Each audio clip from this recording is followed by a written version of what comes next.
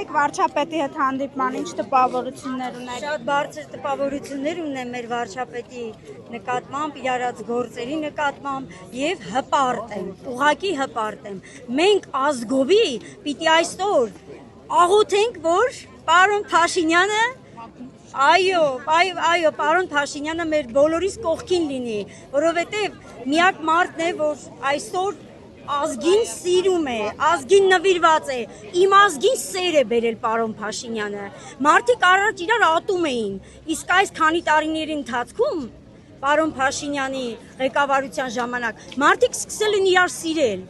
ժողովուրդ իրար սիրում են մարդիկ։ Ես հպարտանում եմ նրա բարեփոխումն եք հատկապես հավանում։ Բոլոր բարեփոխումները, կա որ մի բան, առողջապահության բարեփոխումները, գյուղատնտեսության բարեփոխումները, բոլոր տնտեսական բարեփոխումները, դպրոց, մանկապարտեզ, 800 դպրոցի մանկապարտեզը վերակառուցվել, ոնց կարելի է հանկարծ մոռանալ նման մարդու քրտաջան աշխատանքը։ Չի կարելի, ժողովուրդ ջան, չկա մի ժողովուրդ,